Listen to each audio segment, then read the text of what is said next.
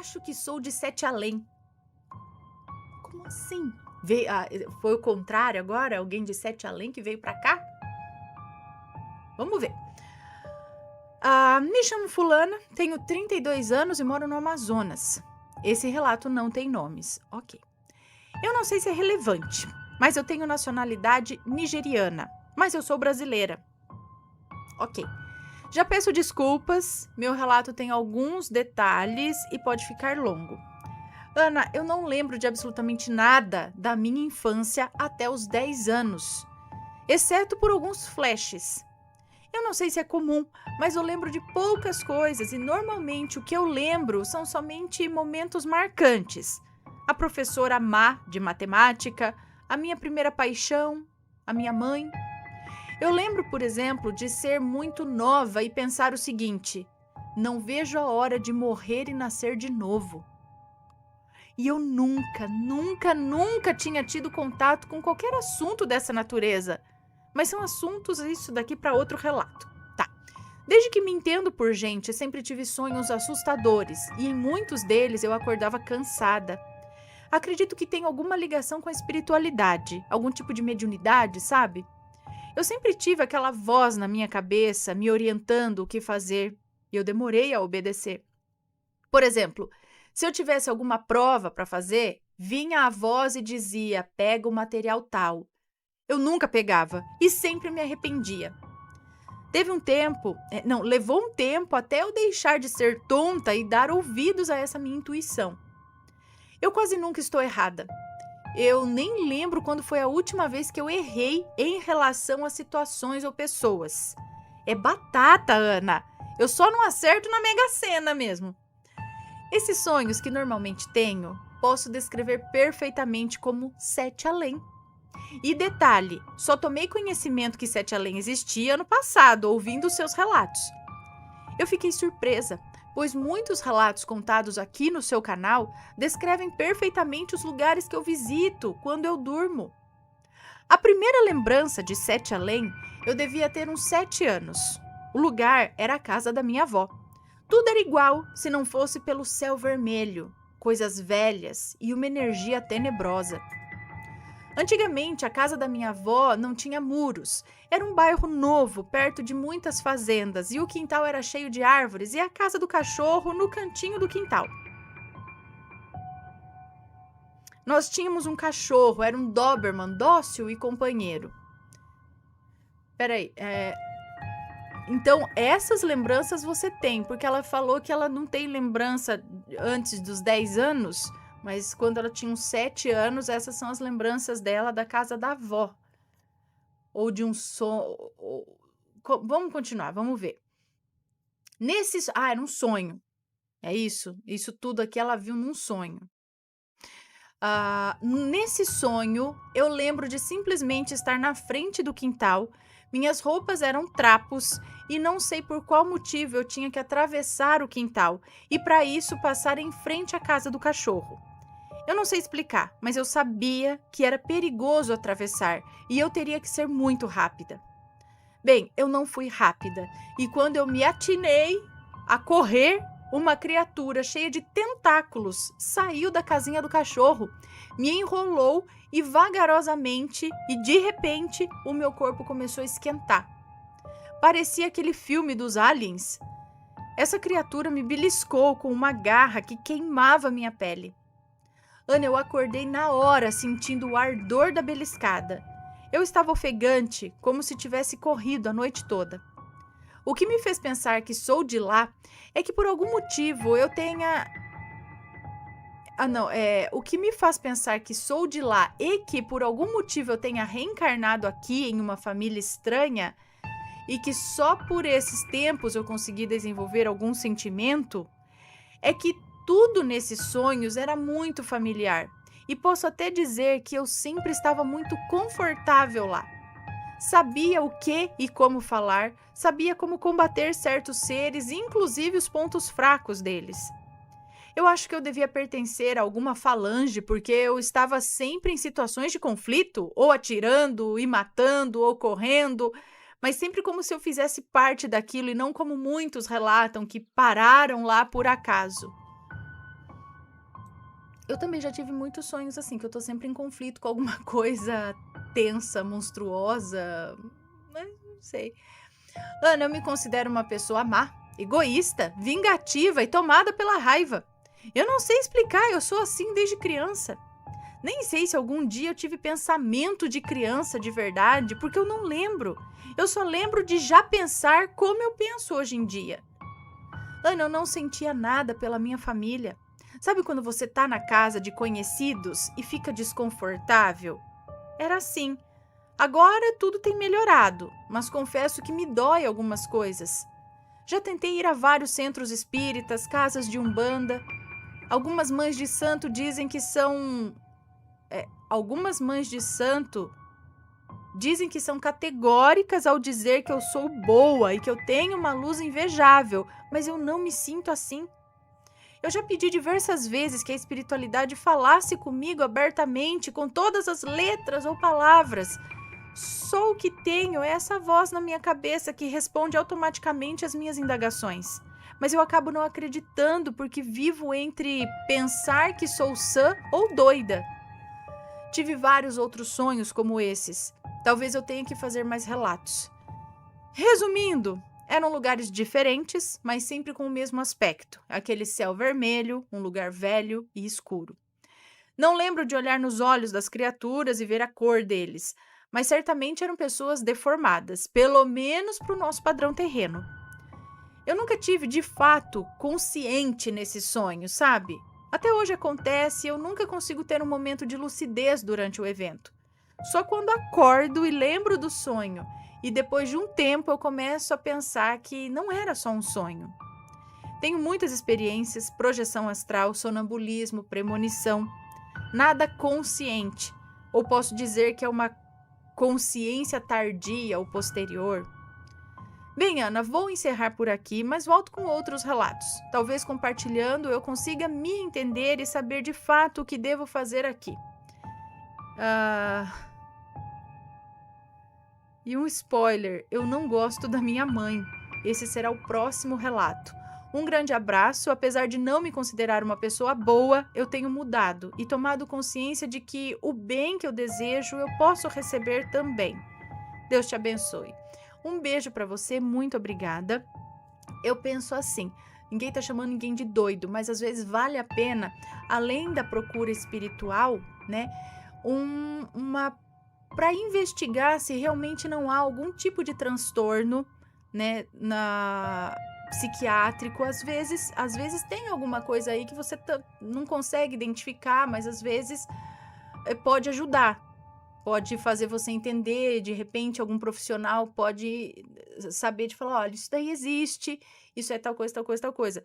Talvez sejam as duas coisas juntas, não só alguma coisa médica, mas não descarta a possibilidade de repente você tá dormindo e indo realmente para um lugar no espiritual, no astral, né, para uma outra dimensão, sei lá. A gente vê tantos relatos aqui. Tem esse lance aqui. E outra coisa que eu ia falar, que de repente talvez valha a pena para você, é alguma terapia de vida passada. Talvez isso ajude a entender por que nessa vida aqui você não se conecta com a sua família, ou com a sua mãe, ou que você se sente uma pessoa má. Será que isso não é resquício de uma outra vida? Às vezes uma terapia de vidas passadas possa ajudar, não sei. Mas eu acho que no caso de estar nessa confusão e isso atrapalhar, né, a vida, tudo, eu acho que vale a pena procurar por essas opções, não é? Nem que seja para descartar, nem que seja para você ir lá no médico e falar, não, tá tudo certo, já fui, já vi e tá tudo certo. Né? Que nem ela falou que já foi no centro espírita, tem o sonambulismo, de repente juntar aí o espiritual com o físico.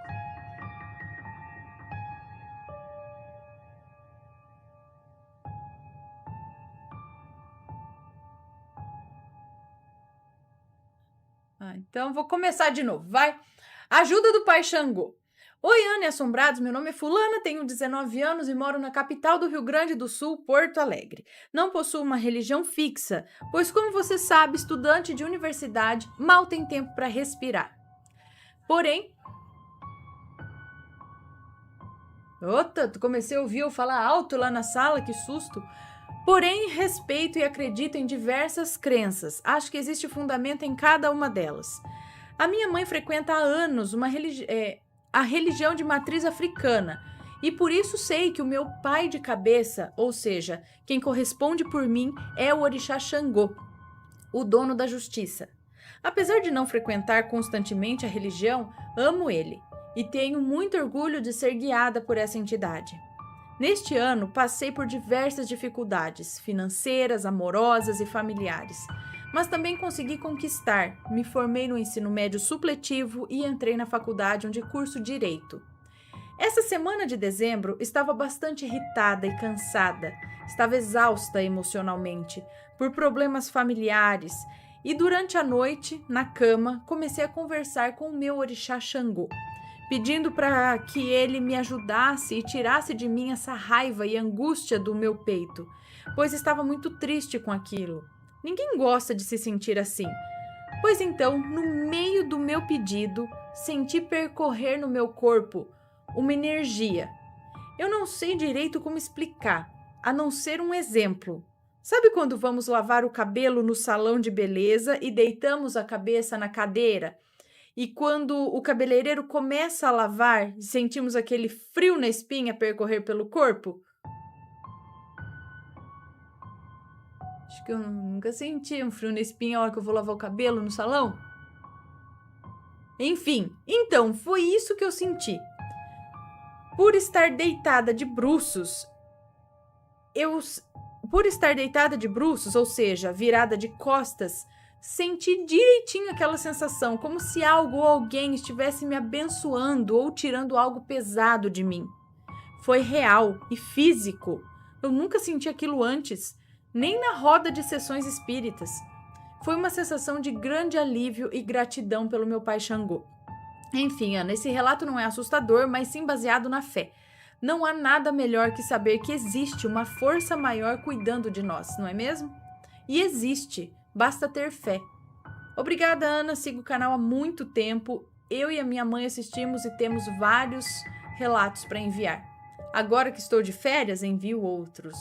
Um abençoado fim de ano para a família. Amém, muito obrigada, um beijo para você. Então, acho que você deve ter sentido aquele gelo, sei lá, assim, né? Aquela coisa.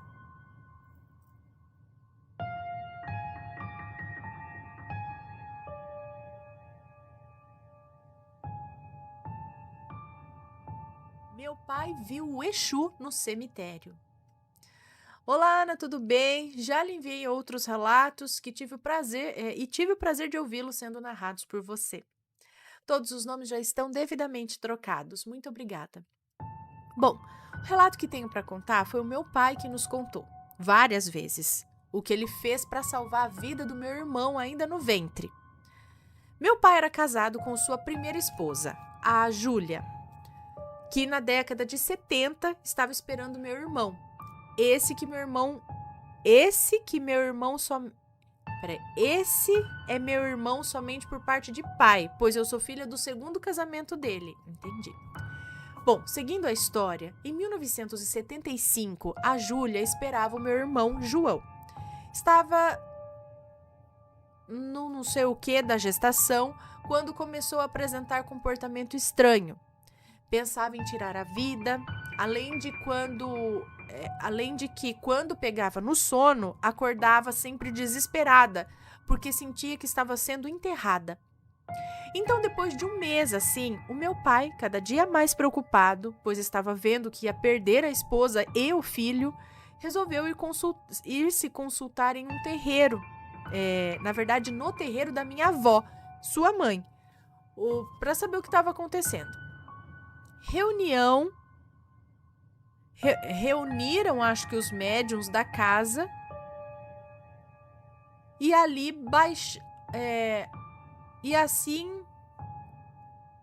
baixou ali os Exus a pombagira, o Exu Caveira, e esse logo que questionado disse: eu fui pago com boa oferta para tirar a vida da sua mulher e vamos levar ela e a criança que carrega no ventre também. Meu pai então o questionou: o que eu tenho que fazer para que isso não ocorra? E aí o Exu Caveira respondeu, incorporado no corpo do meu tio Carlos, respondeu que seguia tomando uma garrafa. Ele respondeu no corpo do meu tio Carlos que ia falando e tomando uma garrafa de cachaça, acho que é isso. Ele disse assim: quero o dobro de tudo que me foi ofertado e você tem que entregar tudo no dia tal, no cemitério tal, à meia-noite, deve fazer sozinho e deve ser deixado no ossário, ou no cruzeiro do lado esquerdo. Se tivermos aceitado a oferta, nós daremos um sinal. Meu pai aceitou, mas disse que ia querer saber quem é que mandou isso. Pois bem, meu pai arrumou tudo que precisava, arrumou tudo ali e foi ele e o seu colega até o cemitério, indicado pelo Exu. Mas como foi-lhe ordenado, ele teve que entrar sozinho e seu colega somente ajudou passando as coisas para ele por cima do muro. Pois bem, meu pai, já dentro do cemitério, com um medo do caramba, que ali não passava nem Wi-Fi, estava segurando várias sacolas com tudo que tinha sido pedido ali dentro, seguiu à procura do ossário lá. Procurou e nada de encontrar. Então resolveu deixar no cruzeiro mesmo. Preparou tudo e começou a acender as velas. Assim que acendeu a última, subiu um fogo alto de todas as velas juntas. Ele se assustou e resolveu sair dali. Seguiu com as pernas trêmulas o caminho de volta.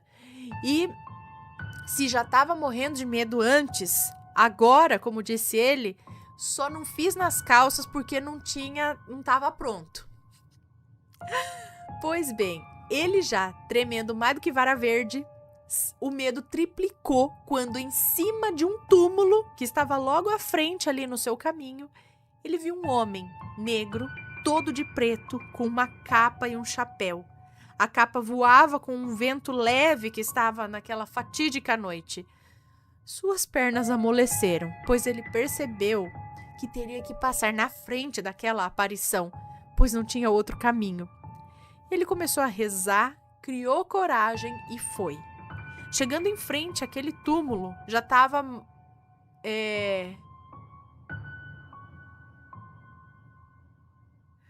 Chegando em frente àquele túmulo, já não estava mais, não sei, e sim uma pequena imagem de Nossa Senhora, que não tinha como...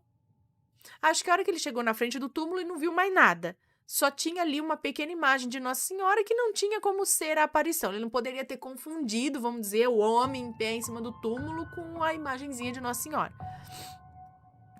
Pois dava para ver que tinha o que ele viu tinha realmente o tamanho de um homem. E como a aparição tinha lhe dito, ele recebeu um sinal, do nada. Ele recebeu um sinal de que havia aceito, porque do nada, um galho todo florido de uma árvore seca, pois estava no período de outono, esse galho caiu do lado dele, próximo à saída, que seria o portão que ele tinha que pular. Ele olhou para trás, então a hora que ele estava saindo, caiu um galho todo florido de uma árvore que estava totalmente seca. Então ele entendeu que esse foi o sinal que o Exu falou, que se aceitasse, ele ia dar um sinal. E aí ele entendeu que esse era o sinal. Cadê? Aí ele olhou para trás e viu a mesma aparição do lado do fogareiro que se levantava das velas que ele acendeu, que subiu aquele fogo. O desespero bateu forte. Ele apertou os passos e rapidamente pulou para fora do cemitério e lá fora o seu amigo o aguardava, né? E assim que o viu, perguntou: "Deu certo? Conseguiu deixar tudo lá?" Meu pai só respondeu: "Sim, deu, mas vamos O que mais? Sim, deu, mas vamos para de manhã logo. É isso? Vamos para de manhã logo. Bom, foram mais rápido que suas pernas conseguiram andar. Chegando na casa da minha avó, que tinha o terreiro, ele disse que assim que pisou os pés dentro de casa, todos os médiuns da casa estavam ali. Eles caíram incorporados, inclusive a mulher dele, a Júlia, que incorporou ali a sua pombagira. O Exu, que recebeu as ofertas, estava incorporado no meu tio Carlos, que seguiu dizendo: recebi sua oferenda e digo: quem fez o despacho contra sua mulher e contra o seu filho foi fulana, que te conheceu numa roda de samba e quis você para ela. Por isso que queria tirar a vida da esposa e do filho, para deixar caminho livre para ela ficar com você. Mas agora tudo foi desfeito e eles viverão. E sim, eles viveram e meu irmão nasceu saudável, mas Júlia seguiu até o fim de sua vida atormentada e nunca mais foi a mesma. Infelizmente, sequela daquele evento que acompanhou. Bom, Ana, esse foi o relato que o meu pai me contou várias vezes e sim, esse relato realmente aconteceu. Peço desculpas por qualquer erro, estou escrevendo pelo celular, o corretor às vezes não ajuda. Obrigada por ler e logo mando mais. Um beijo para você, muito obrigada. Então foi a bonita de uma Maledite que... sei. Queria saber o que aconteceu com ela depois. Me conta, gostou do relato? Então o que você acha de deixar um comentário aqui embaixo, sempre com respeito, por favor. Além do like, é claro.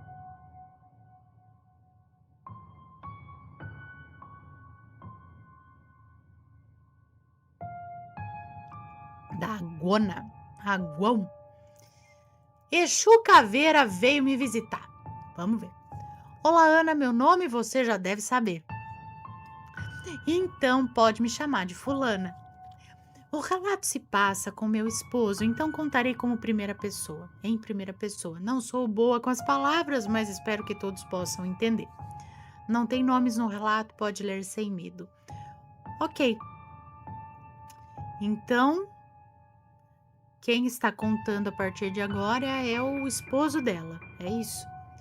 Bom, o relato se passa no ano de 2007 e nessa época eu tinha aproximadamente 15 anos. Minha mãe frequentemente ia à igreja, me chamava sempre, mas eu não ia. Eu gostava muito de ficar no videogame, então eu deixava de ir para ficar jogando. Certo dia ela me chamou para ir à igreja e eu disse a ela que eu não iria, mas na próxima vez eu iria. Então ela disse que se eu não fosse, ela ia desligar o videogame, retirar de lá e guardar o videogame e só ia devolver quando eu fosse com ela para a igreja. Nesse instante eu comecei a xingar e a resmungar, mas mesmo assim eu fui. Lá na igreja estava tendo campanha de descarrego. De vários lados caíam pessoas com espíritos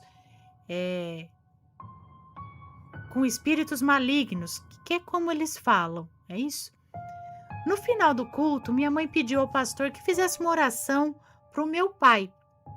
Então o pastor disse a ela: faça o percurso na sua cabeça da igreja até a sua casa. E assim ela fez. Logo após, ela caiu com um espírito no corpo. O pastor fez a oração nela e expulsou esse espírito. Explicou que o espírito que se manifestou nela era dele. É de quem? Do marido dela? Do seu pai, é isso? Era dele, pois estava encostado e vigiando ele. O pastor terminou e viemos embora. Logo depois que chegamos na rua de casa, minha mãe parou para conversar com uma amiga e eu fui subir para jogar videogame. Assim que eu abri a porta de casa, me deparei com uma caveira.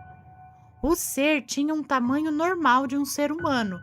A aparência da caveira me assustou. A caveira tinha um chapéu, como de um pirata, e olhos vermelhos como fogo. cabelos como se fosse uma espiga de milho. Aqueles cabelinhos de espiga de milho, sabe? E em seguida, eu apaguei. Acordei com a minha mãe me chamando. E ela me perguntou o que tinha acontecido. E eu expliquei. Disse a ela que eu fiquei caído, desmaiado, sei lá, por uns 30 minutos, porque foi o tempo que ela ficou conversando lá com a amiga dela. Depois disso, fui até a casa do meu avô. Não, fui até a casa de um avô de consideração para que ele orasse por mim. E aí eu voltei para casa para dormir. Aqui em casa acontecem várias coisas e tenho vários outros relatos para contar, mas vou deixar para uma próxima. Até mais, Ana e Assombrados, somos fãs de carteirinha. Digo sem. Ah, não, somos fãs sem carteirinha. Digo sem porque não somos membros, mas acompanhamos sempre. Beijos. Fui. Sem carteirinha. Um beijo para vocês, muito obrigada. Então, será que era o Exu Caveira que estava lá? Na sua casa?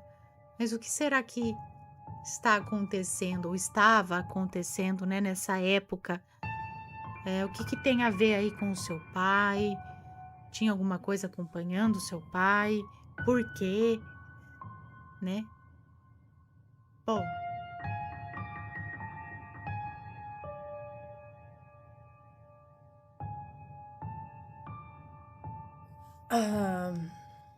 nomes trocados. 2 maledites e a pior fase da minha vida. Era meados de 2014 e 2015. Eu morava em outra cidade com o meu namorado, mas após uma traição dele, voltei à minha cidade natal. Chegando aqui, sem emprego ou moradia, pois saí de casa muito nova e não tinha contato com a minha família, uma vizinha de infância me chamou para morar com ela e também me arrumou um emprego de garçonete. Não era de carteira assinada, pois assim me pagavam bem menos, mas por mim estava bom. Logo aluguei uma casinha simples, mobiliada e fui tocando a vida, até que descobri estar grávida. Meu ex estava com outra já, e era bem mais velho. Ele tinha 36 anos e eu 19. Desabei. Ele nem quis assumir. O dono do restaurante, desconfiado, me deu as contas, pois eu estava passando mal lá, enjoando, muito sonolenta. Meu acerto deu R$655, dinheiro esse que eu perdi. Coloquei no bolso e atravessei a rua, e quando fui procurar, tinha desaparecido. Foi a gota d'água. Eu não sabia o que fazer, e no desespero fiz uma coisa da qual não me orgulho. Eu me prostituí. No começo, boates e casas de massagem, mas conforme a barriga ia crescendo, estava grávida. E conforme a barriga ia crescendo, Cadê? Eu ia perdendo clientes e acabei indo para a rua. Lá conheci a Maledite. Até então era uma ex-garota de programa que ajudava meninas de rua. Ela me convidou a morar com ela. Na casa dela havia umas 5 meninas e mais 2 ou 3 travestis. E ainda seus 3 filhos pequenos, sendo um de colo. Eu recusava, pois eu já tinha minha casa e gostava de ficar sozinha. Um desses travestis era a Pri. Me odiava, dizia que eu roubava o brilho e a sorte dela e que queria minha morte. Eu mal a conhecia, mas ouvia dizer que por onde passava arrumava confusão, roubava e usava muita droga. Então, de tanta negativa da minha parte, Maledite e Pri armaram um esquema com uma garota que eu nunca havia visto. A garota chegou me batendo e xingando de nomes, e quando eu fui me defender, ela chutou a minha barriga e sacou uma faca. Nessa hora, como mágica, apareceu a Maledite e a Pri, sorrindo, e a garota foi embora.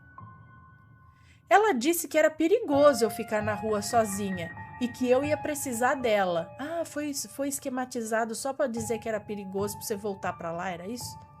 Ela disse que era perigoso eu ficar na rua sozinha e que eu precisava dela. E que ela derrubava quem quer que fosse, se não fosse... Que ela derrubava quem quer que fosse, se não fosse na mão, seria na macumba. Assim, tentando se passar por amiga. Naquele dia, eu perdi o meu bebê. Puta que pariu. Tava indo pro 4º mês e por medo acabei não saindo de casa. Minha amiga me trouxe um remédio e em dias o sangramento cessou. Lembrando que eu não abortei, eu já havia perdido quando tomei o remédio. Em 15 dias, lá estava eu na rua de novo e já não ganhava nem para comer. Fui despejada da casa onde morava e fiquei de casa em casa das meninas que conheci na rua, até ter dinheiro para alugar outra. Um dia, no desespero, aceitei sair com um cara de moto à noite. Ele ofereceu mais do que eu pedi e fui. Resultado, fui espancada e estuprada. Largada no meio do mato. Ele deve ter pensado que eu morri. Através de uma ex-colega, conheci um pai de santo. Ele me deu banhos e orações, me disse que fui vítima de magia negra e que era para acalmar meu coração, pois eu era filha de Deus e tudo ia ficar bem. Tempos depois, descobri tudo sobre as farsas da Maledite. Ela levava as meninas morar com ela, cobrava um valor X diário, mais as contas mensais, e empurrava calçados e roupas com preços absurdos para que elas sempre ficassem em dívida e não poderem ir embora. A Pri era quem vigiava para ver se elas não escondiam ou gastavam o dinheiro e pediam tanto a mais para garantir a proteção delas na rua. Acordavam elas com baldes de água fria e queimaduras de bituca de cigarro, e se alguma menina não ganhasse o valor diário, dormia na rua até conseguir. Era para isso que me queriam lá, mas coloquei nas mãos de Deus. Meses depois, soube que o homem que me fez mal foi preso por assalto e que algum tempo depois morreu de câncer na cadeia. Não denunciei, mas o reconheci pela TV. Sei que ainda tem muito preconceito quanto a mulheres de rua. Imagina 5 anos atrás, tive medo. A Maledite foi presa finalmente por aliciar e maltratar mulheres. Que foram testemunhar contra ela. Já a travesti, Pri, fiquei sabendo que foi atropelada e ficou em estado vegetativo, vindo a falecer em janeiro de 2018. Ana, não dei muitas informações porque muita gente conhece a minha história e quero que fique para trás. Hoje, namoro e trabalho, mas nunca esqueço o mal que essas pessoas me fizeram. E digo, Deus me protegeu da morte e fez justiça por mim, pois entreguei nas mãos dele. Obrigada por ler meu relato, essa foi a pior fase da minha vida. Imagino! Gente do céu, como tem gente ruim nesse mundo, pelo amor de Deus, a pessoa já tá na merda. Aí tem um pra ir lá e pisar mais um pouco ainda e arrancar o nada que a pessoa tem e que arrancar. Mas tem que se futricar mesmo essas pessoas. Mas tem, bonito, de verde e amarelo. Vá. Eu não fico com... Olha.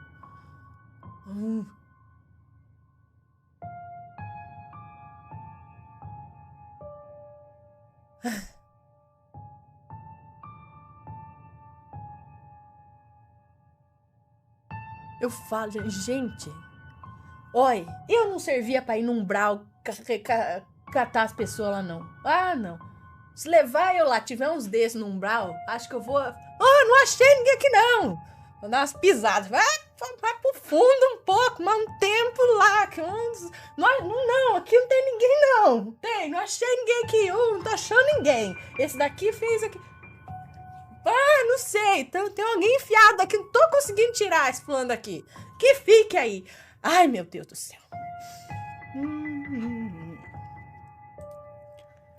Brincadeira, gente, eu não sei nem como funciona essas coisas de resgate aí, que me veio na cabeça agora que tem gente que tem que se ferrar mesmo. Não é? É muito maldade no coração, é quem fala, né? Eu que tô querendo...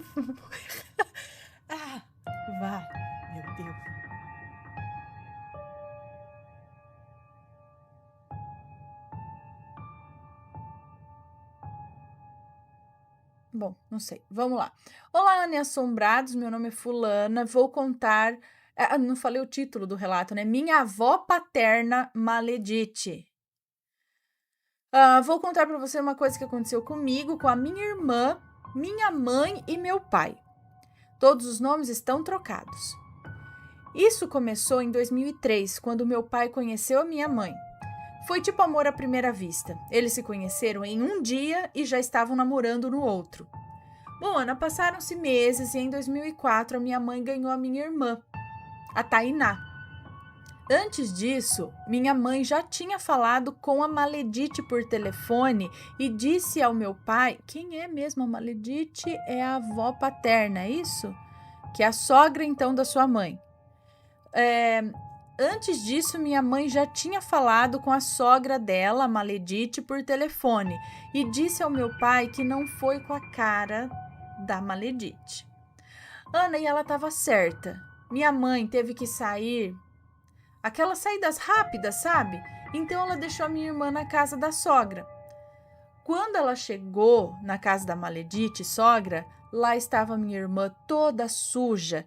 Tinha feito xixi, tinha feito cocô. Ana, e o pior, ela estava cheia de óleo de comida por todo o corpo. Como assim? Enquanto a Maledite estava lá com as minhas outras primas, dando carinho, amor... Minha mãe ficou tão nervosa que nem soube o que fazer, só pegou minha irmã e saiu dali desesperada. Em 2006, eu nasci.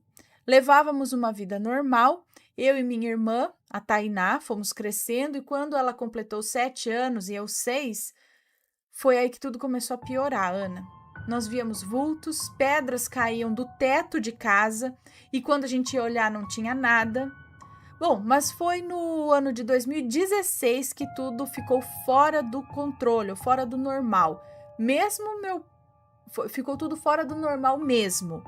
Meu pai foi mandado embora do serviço, precisamos vender a moto do meu pai e uma geladeira que a gente tinha para poder sobreviver. Ficamos eu, minha irmã, minha mãe, nós ficamos 22 dias em cima de uma cama. Meu pai ficou menos dias, uns 20 dias por aí. Mas como assim, em cima de uma cama? Por quê? Ficou doente? Então ele fazia tudo dentro de casa. Meu pai ficou menos. Como ele ficou menos, ele fazia tudo, tipo, fazia comida, lavava roupa, tudo isso, porque todo mundo ficou doente. É isso? Ana, durante o ano de 2016 a 2020... foi onde tudo mudou mesmo. Comemos o pão que o diabo amassou. Observação. Conhecíamos uma mãe de santo que disse diretamente o que acontecia com a nossa vida. Sim, Ana, a mãe do meu pai estava gastando todo o dinheiro de sua aposentadoria para fazer magia negra para acabar com a nossa vida, Ana. Durante 10 anos, a minha família estava enfrentando isso. A gente tinha uma vida perturbada até conhecer a Umbanda. Hoje moramos na Bahia e levamos uma vida tranquila. Não sei direito o que era, mas parecia... E levamos uma vida tranquila. Estamos reconstruindo tudo de novo, pois perdemos quase tudo. Para você ter uma noção, a gente não tinha sossego nem para comer, nem para tomar banho. Onde a gente ia, tinha uma coisa tentando, sabe? E eu passava muito mal, pois eu via o que ela fazia. Ela usou uma criatura que eu não sei direito o que era, mas parecia com um homem torto. Essa história eu vou contar num outro relato. Notícias da Maledite nunca mais tivemos, mas já sabemos que ela está pagando por tudo. Ana... Peraí, então teve alguma notícia, né? Que ela tá pagando por tudo, souberam de alguma coisa em relação. Ana, esse foi o meu relato, escrevi meio atrapalhada, pois eu estava muito nervosa, porque eu me emociono muito ao lembrar de tudo que eu passei durante 10 anos ou mais. Beijos, Ana, assombrados, desejo tudo de bom para vocês. Um beijo para você, muito obrigada. Mais uma. Avó Maledite, gente do céu, né? A gente acha que vó, essas coisas assim. Eu não tirei o chat da tela. Agora fica. Essas coisas, né? Parente maledito. Deixa eu dar os últimos beijinhos.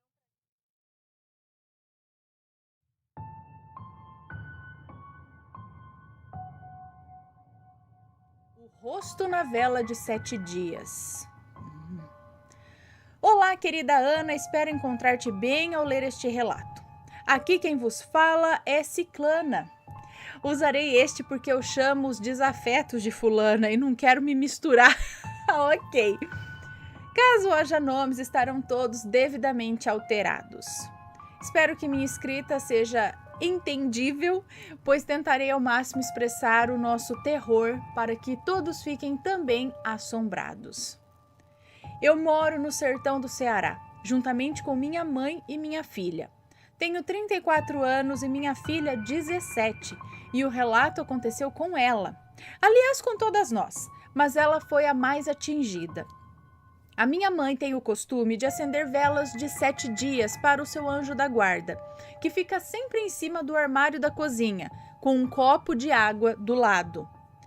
Ela acorda sempre entre 4h30 e 5 da manhã, faz suas orações, levanta, faz o café e vai olhar as atualizações nas redes sociais. Em uma manhã de abril de 2021, seguiu sua rotina e, ao olhar para a vela que estava em cima do armário, teve a impressão de ver uma imagem, mas não conseguiu distinguir bem. Quando eu levantei, ela pediu para eu olhar a vela e perguntou se eu via algo. Eu olhei e vi que formava a imagem de um homem de chapéu com um cajado na mão. E logo eu disse: é a imagem de São Roque. Algo vai acontecer. Alguém vai ficar doente, mas sairá vitorioso. Todas nós somos médiums, não desenvolvidas, e eu tenho intuição, além de sonhos premonitórios e avisos. Minha mãe, apesar de ser católica, tem um pezinho na Umbanda. Eu sou espiritualista e a minha filha agnóstica. No decorrer do dia, de vez em quando, eu olhava a vela para ver se era alguma deformação no plástico que a envolvia ou se a imagem havia sumido, mas permanecia lá. Fiquei apreensiva, mas confiante. Uma semana após, íamos viajar para o sítio onde mora minha tia, irmã da minha mãe e seu esposo. Minha filha havia espirrado um pouco na noite anterior e disse que só viajaria se fizesse o teste do Covid. Ela não queria ir para lá e, assim como eu, também tem intuição. Ela inventou essa desculpa para ver se desistíamos da viagem. E eu falei: isso aí não é nada demais. Foi a mudança do clima, que a noite estava quente e na madrugada ficou morno, então atacou sua sinusite. Mas ela insistia em fazer. Procuramos nas farmácias e em nenhuma havia vaga, até que encontramos uma clínica que fazia o swab. Fomos até lá, realizou o teste e voltamos para casa aguardar o resultado. Uns 20 minutos após a nossa chegada, nos enviaram através do WhatsApp o resultado e, para nossa surpresa, positivo. Todas nós levamos um susto, pois o único sintoma foram alguns espirros. A partir do resultado, fomos minha mãe e eu fazer o teste também, pois o nosso apartamento não é grande. Se uma estava contaminada, era certeza que todas estariam também. Minha mãe já estava muito nervosa, em prantos. E eu, que sou a mais nervosa de todas, pois eu tenho ansiedade generalizada, estava conseguindo me manter calma, pois lembrava da imagem que havia visto na vela e pus na minha cabeça que era um protetor. Quando fizemos o teste, minha mãe positivou e o meu deu negativo. Voltamos para casa, eu estava letárgica e não tinha noção do que fazer. Comprei logo muitas vitaminas, fiz chás, reforcei a alimentação, tudo para elas conseguirem se recuperar o mais rápido possível. Minha mãe é fumante e sedentária, e eu só pensava o pior. Eu só conseguia fumar e tomar café, e ficava me perguntando por que eu não havia sido contaminada. Passado 15 dias após o resultado de ambas, realizamos um sorológico para saber se já estávamos livres do vírus e se eu havia sido contaminada. Elas já estavam curadas e eu não fui contaminada. Agradeci muito a Deus e a São Roque, pois acredito piamente que a imagem era a dele, de São Roque. Passado todo esse sufoco, já estávamos tranquilas quando em uma determinada manhã do mês de maio, minha mãe segue sua rotina e vislumbra outra imagem na vela. Dessa vez, apenas um rosto. Ela, mais uma vez, perguntou se eu também estava vendo. Afirmei que vi apenas um rosto e que parecia estar bravo. Era nítido o rosto de um homem muito parecido com um índio. Peguei o celular e fotografei, pois eu achava que sumiria logo. Passou o dia e a imagem continuava lá, mas o rosto ia se deformando, cada vez mais bravo. Pensei comigo mesma, vai acontecer algo, que Deus nos proteja.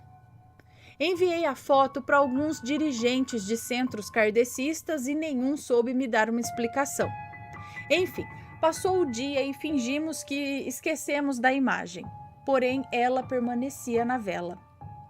3 dias após, minha mãe foi ao supermercado com a minha filha fazer compras e ao voltar, quase chegando em casa, minha filha começou a chorar no meio da rua. Chorava alto e dizia que queria morrer. Minha mãe relata que ela vinha bem, conversando e rindo, e de repente começou a falar isso.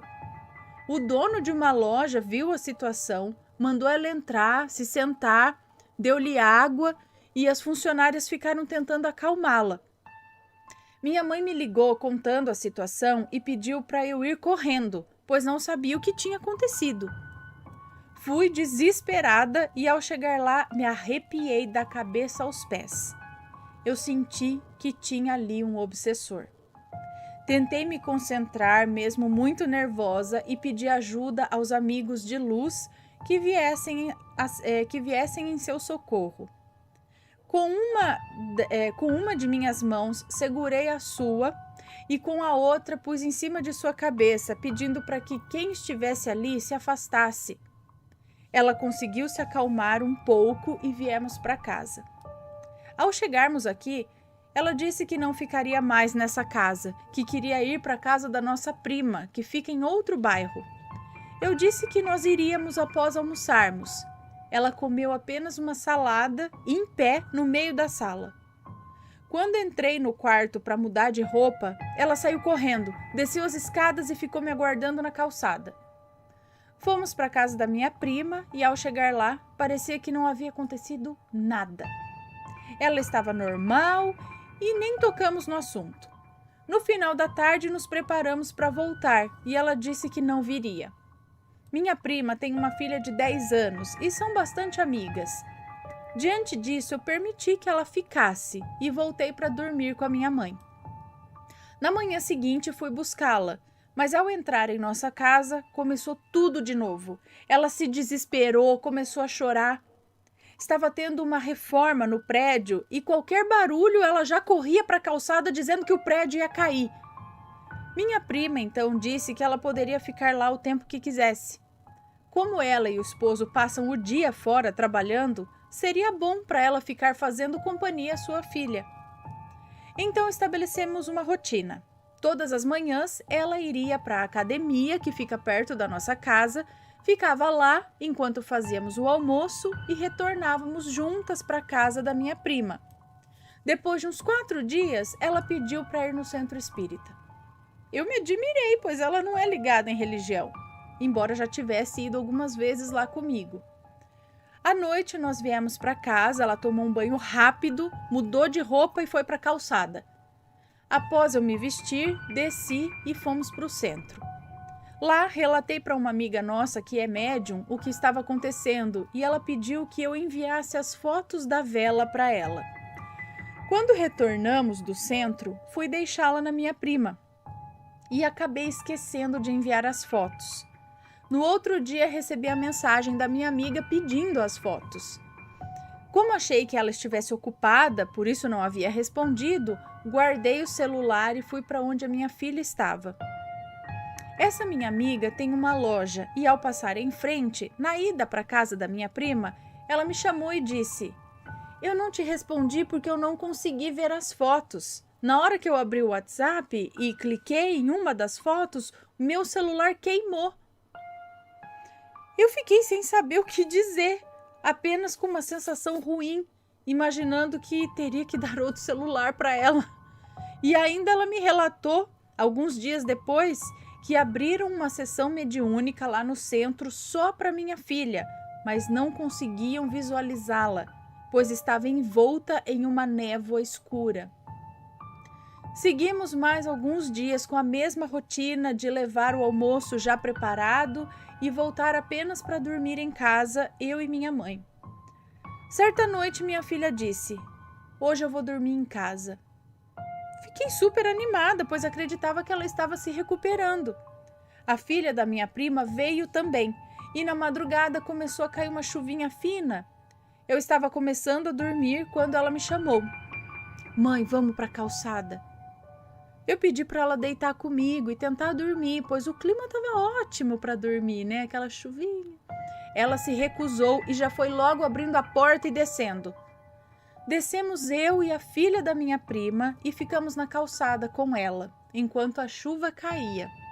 E a todo momento eu pedindo a Deus para afastar todo o mal que a estivesse afligindo. Não dormimos aquela noite. Cedinho, seguimos para a casa da minha prima e lá ela ficou por mais alguns dias. Todas as noites eu enviava a prece de Cáritas e o Salmo 91 para ela rezar antes de dormir, e por incrível que pareça, ela rezava. Passado mais alguns dias, eu estava indo com o almoço quando o esposo da minha prima parou perto de mim e disse: eu fui deixar a tua filha na academia. Vamos que eu te levo. Aí eu falei: bom, sendo assim, vou voltar para casa e quando ela sair a gente vai junto.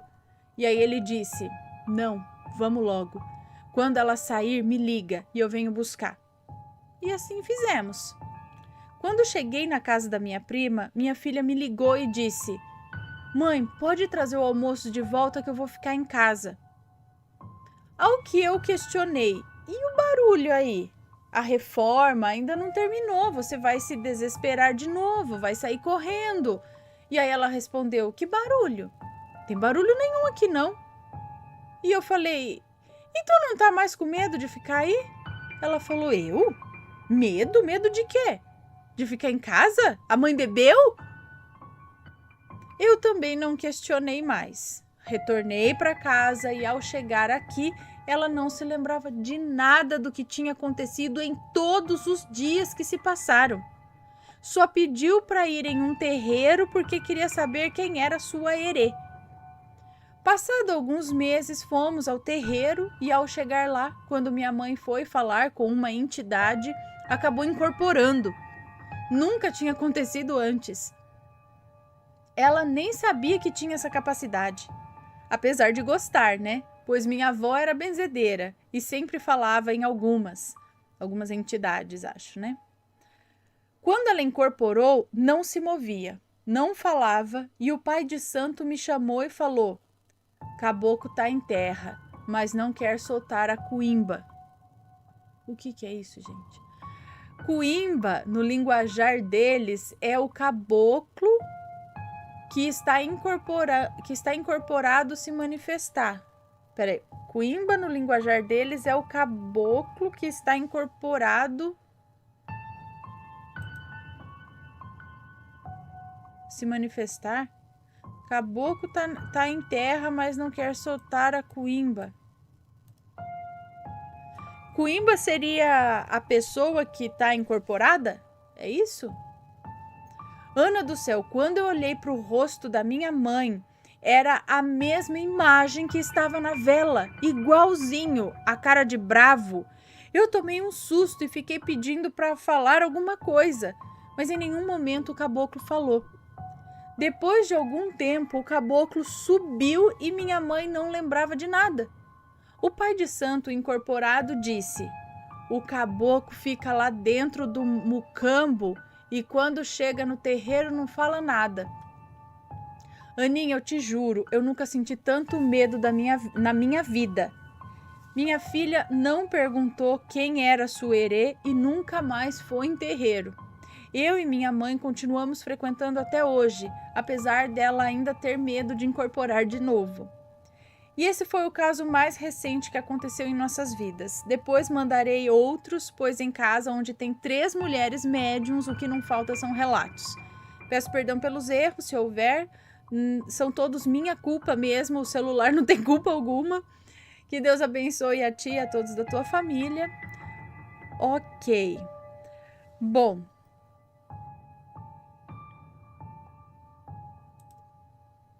Peraí, gente.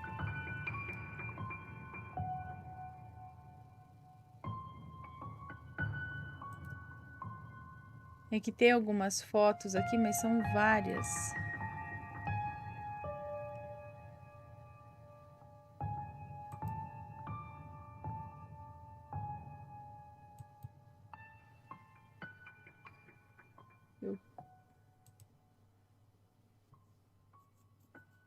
Então,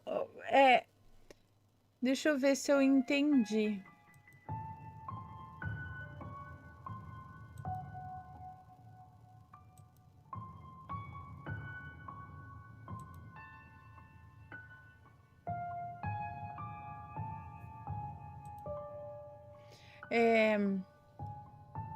Mas o que aconteceu? O que é que ele falou aqui, ó?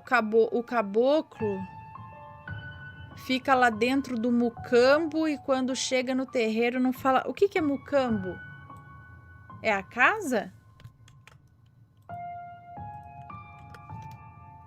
Deixa eu pesquisar aqui. Não, mucambo. O que é? O que é? Definido como tipo de casa popular mais... Ah, tá. É a casa, é isso. Então, acho que é isso, né? Se eu tiver errada. Ele tá falando que... Então tinha mesmo. Mas é um caboclo? Seria um caboclo índio mesmo? Que tava lá na casa, por isso tava obsediando a menina? E aí depois ele foi embora, não foi? Por que ele tava lá, não soube? O que aconteceu?